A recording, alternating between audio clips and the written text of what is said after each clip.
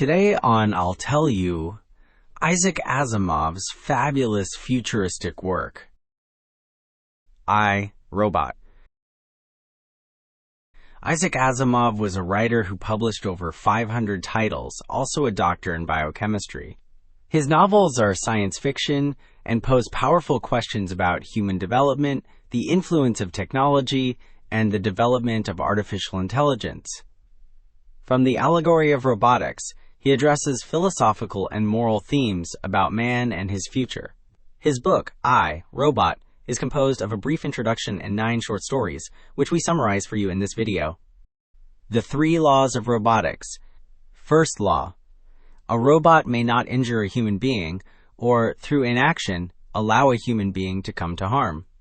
Second law: a robot must obey the orders given it by human beings, except where such orders would conflict with the first law.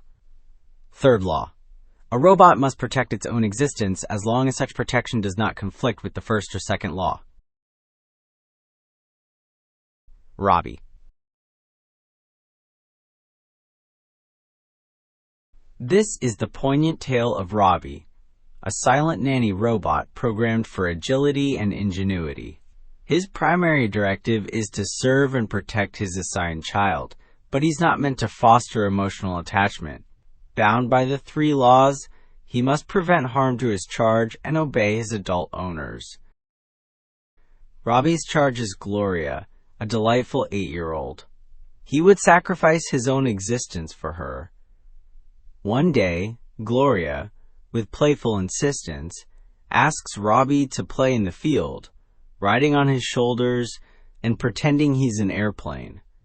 Though his programming doesn't permit unnecessary play, Robbie eventually acquiesces, and they soar through the garden, Gloria's joyous screams echoing in the air.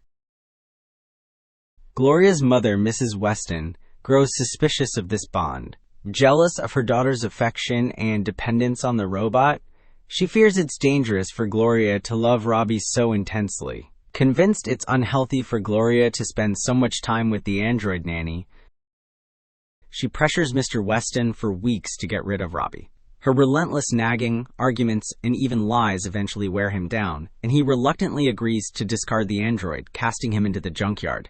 Devastated by Robbie's disappearance, Gloria is inconsolable, missing him terribly and feeling utterly alone. Witnessing her prolonged grief, her parents realize she won't recover without the android.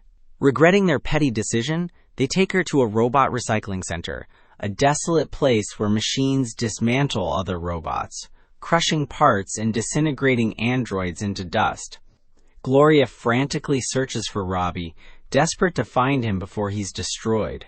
Suddenly, she spots 3 humanoid robots in the distance and recognizes Robbie.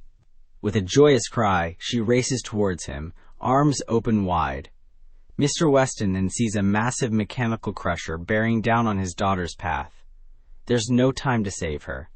As Gloria screams, sensing the industrial machinery about to engulf her, Robbie is already there. He embraces her, shoving her clear of the machine's trajectory, saving Gloria, even at the risk of his own life. Only then does her mother truly understand. Gloria will be safe as long as Robbie is caring for her. Runaround. Set on a Mercury mining station, 2 astronauts discover a critical problem with the central core, rapidly losing power. They urgently need selenium to survive, but the solar radiation on Mercury is thousands of times higher than on Earth, and the selenium well is 17 miles from the station. They decide that only the station's most expensive and advanced robot, Speedy, can solve the emergency. The automaton has an enhanced 3rd law of robotics, self-preservation, as he's an exceptionally valuable and rare robot not meant to be put at risk. Speedy sets off across Mercury's incandescent landscape. 5 hours pass, and Speedy hasn't returned with the selenium. The astronauts grow concerned, watching on monitors as Speedy circles the selenium well, the very place he was sent to extract the mineral. His actions seem nonsensical, so the astronauts don their insuits, built to withstand high temperatures, and ride two antiquated machines to retrieve him. They must travel through tunnels to avoid exposure to the atmosphere. Upon arrival, they find Speedy wobbling, completely unstable. The astronauts order Speedy to return, but he begins spouting incoherent phrases. "Hot dog, let's play something. You catch me and I catch you. No love can cut our knife in two," continuing to move away from the technicians. He seems intoxicated, but one of the astronauts realizes Speedy is caught in a conflict between the second and third laws of robotics. One compels him to advance and fulfill the order, while the other forces him to retreat to preserve his integrity. One of the astronauts then abandons his machine and exposes himself to Mercury's atmosphere to approach Speedy and resolve the problem. His insuit will only withstand the solar radiation for 30 seconds, but he believes the only way to reset Speedy's programming is to put his own life at risk. The robot, realizing the astronaut is on the verge of death, experiences a system collapse. Upon rebooting, the first law of robotics overrides all others, dictating that human life must be protected at all costs. Speedy then saves the astronaut, who manages to repair him so he can extract the selenium. They then replace the fuel cells, stabilize the core, save their lives, and rescue the mining station.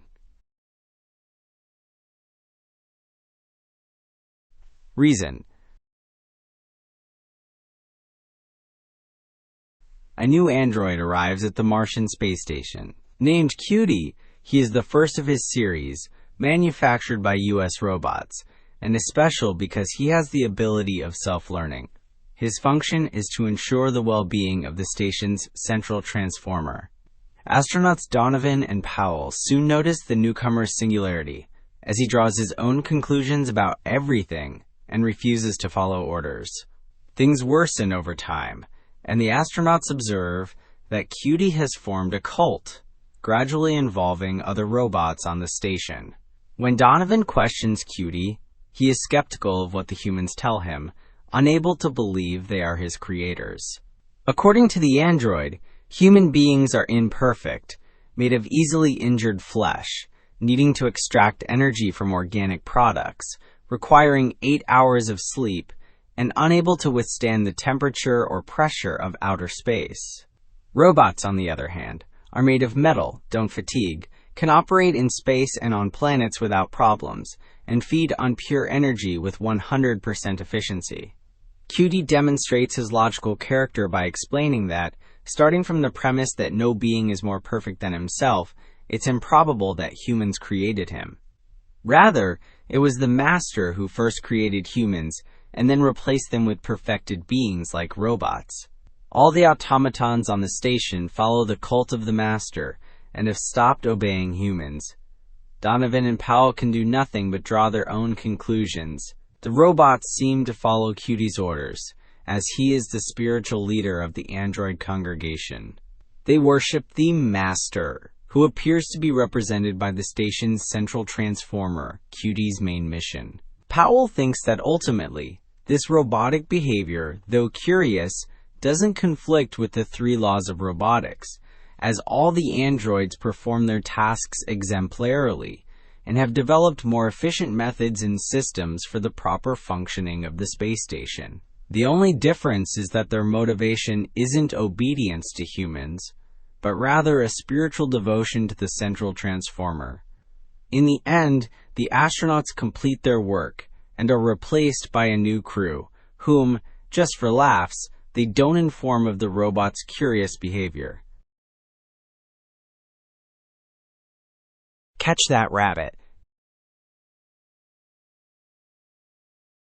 Engineers are assigned to investigate a mining production failure on an asteroid. They suspect that while being observed, the robots work perfectly. But when unsupervised, things start to get strange. These robots are organized into crews, led by a speaking robot with a positronic brain. The engineers decide to observe all of them and spy on them with monitors. They discover that when unsupervised, the robots spend their work time rehearsing a kind of group dance. To complete their investigation, the engineers decide to go into the mine, but an accident occurs, trapping them. They are then saved by the robots. From their investigation, they conclude that the dance served the leader as a demonstration of control over his fellow robots, who were subordinate to his will.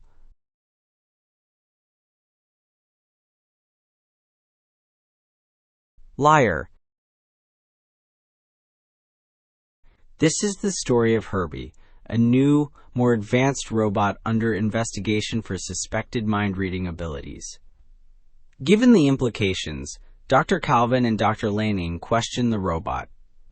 Herbie responds by agreeing with each of his interlocutors, astonishing the surrounding researchers, and creating conflicts with his own affirmations.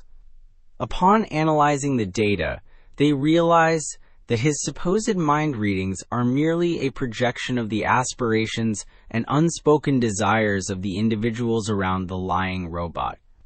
When Dr. Calvin interrogates him again, Herbie confesses that he only tried to help by saying what they needed to hear, and that's why he had to do it. This behavior, lying to avoid causing harm, conflicts with the first law, as it ultimately leads to another form of harm when actions are based on supposed truths that trigger painful disillusionments.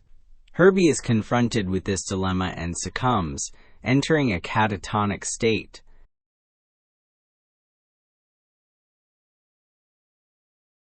Little Lost Robot. At the hyperbase space station, the small robot Nestor is part of the maintenance crew. At one point, a human loses control, shouting and cursing at Nestor, ordering the robot to get lost. General Callner warns the responsible personnel about the incident and requests Dr. Calvin's help to find the robot. The small robot is elusive, managing to evade all his pursuers and hiding exceptionally well on the ship, making the general very nervous. Dr. Calvin learns that the small robot is a secret government experiment and has a modified first law. He is potentially dangerous because he could harm human beings with his actions. Although he couldn't directly murder them, the robot could drop a heavy weight on a person, claiming it was gravity and not his action that caused the death. He could also modify the space station's protection and allow gamma rays to harm the astronauts, or perform any random action that would injure a crew member.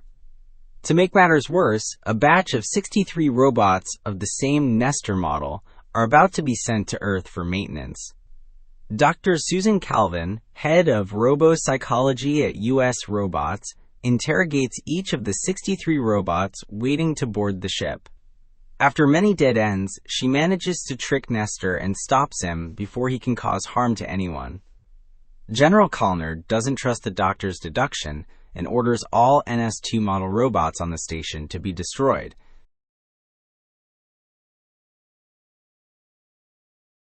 Escape! In the year 2051, U.S. Robots is competing to design a hyperspace ship for which they use a supercomputer called the Brain. This advanced robot easily accomplishes the task, quickly designing the ship. However, when two engineers, Greg and Mike, go to inspect the vessel, they discover that its design is entirely different from previous ships and lacks controls for the crew to guide it. The innovative craft departs automatically, trapping the researchers inside. During the journey, the two engineers experience being both alive and dead, due to the unusual conditions encountered when launched into hyperspace. Ultimately, the ship returns to Earth with the engineers safe, and the government is able to establish human colonies in nearby star systems.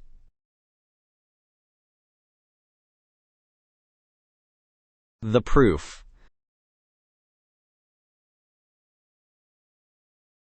In this story, the incredible tale of Stephen Byerly unfolds. A lawyer and politician, he gains popularity by defending human rights. With charisma and excellent social skills, he runs for the position of New York District Attorney. His main opponent, Francis Quinn, accuses Byerly of being a humanoid robot, a machine built to resemble a person to deceive the masses, and demands his arrest and resignation from his candidacy, as no robot is allowed to hold political office. Byerly agrees to be tested and goes to the offices of U.S. Robots, the world's sole source of positronic brains. Dr. Susan Calvin and Dr. Lanning await him there. They interrogate Byerly, noting that no one has ever seen him eat, drink, or sleep. Byerly denies the accusations, refuting these claims by stating his deceased wife shared these activities with him. In the midst of the interrogation, robopsychologist Susan Calvin takes an apple from her purse and offers it to Byerly to eat and disprove the accusations. He refuses. The interrogated man is an attractive man in his 40s, affable, and he answers the scientist's questions with great logic, intelligence, and humor. Francis Quinn even tries to take an X-ray to reveal his metal interior, but our protagonist has a device that blinds cameras. Through all these investigations, Byerly remains calm and smiling, pointing out that he is maintaining his civil rights, as he would for the community if elected. Once all physical means have been employed, Susan Calvin states they must turn to the psychological side. If Byerly is a robot, he must obey the 3 laws of robotics. Therefore, if he were to violate the laws, it would clearly prove he is human, because no robot can contradict them. However, it is Dr. Calvin herself who refutes this statement, because if the politician obeys the laws, it would not prove he is a robot, as the laws were invented based on morality, so he could simply be a good person. At the end of the interrogation, Byerly picks up the apple that Dr. Calvin left on the table and takes a bite. The doctor confesses that she is disappointed that the politician turned out to be human, because after all, a robot would be the ideal authority, being incapable of cruelty or injustice. Byerly secures the position of district attorney and develops a political career that leads him to the highest office, World Coordinator of Earth. Through his political career, he brings great prosperity to humans, allowing automation and machines to govern aspects like law and economics. At the end of his term, Byerly chooses to die and is vaporized, leaving the lingering question of whether he was a human being or an automaton.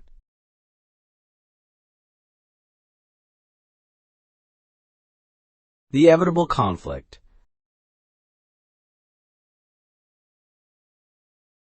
Stephen Byerly, now the world coordinator, summons Dr. Susan Calvin to discuss the growing risk to humanity. This danger stems from seemingly minor failures in robot-controlled operations, such as mineral extraction and food production.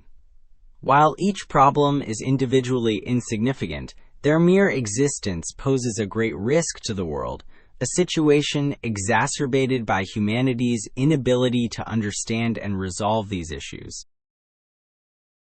When questioned, the machine, the supercomputer governing these systems, provides evasive answers. This ambiguity could be due to 2 reasons.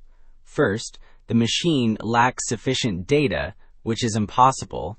Or second, and more chillingly, the machine is withholding information. If it were to reveal the true findings, it would enter a dilemma with the first law of robotics, as the answer could potentially harm humans. Dr. Calvin explains to the Supreme Leader that, over the years, the machines have not only managed humanity's resources, but also spearheaded the development of new positronic brains, building robots with greater mathematical capacity and an intelligence so advanced that it is incomprehensible to humans. It is the machines that control every human aspect, including elections. These are manipulated because the automatons, through simulations, are capable of predicting and therefore influencing the results. Artificial intelligence controls all economic means and the most powerful weapons. Perhaps this isn't entirely bad, for throughout history, humanity has been capable of avoiding wars, but has consistently failed to do so. Now, it is the robots who prevent wars, famines, and the ruin of society in fulfillment of the first law. It is possible that the machine is only committing small, calculated failures to prompt human involvement in the solution, thereby subtly guiding them and avoiding the inevitable. the complete dominance of the human race by robots.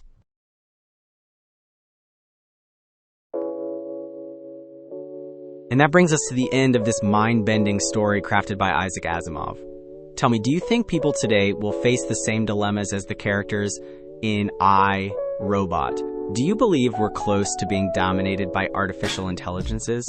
And why is the I, Robot movie with Will Smith so different from the book? Share your thoughts in the comments below. Don't forget, if you want to support the channel, you can subscribe and like the video. If you'd like to support me directly, you can purchase my book, The Spectacle of Life. You'll find the details in the description. Big hug, and until next time.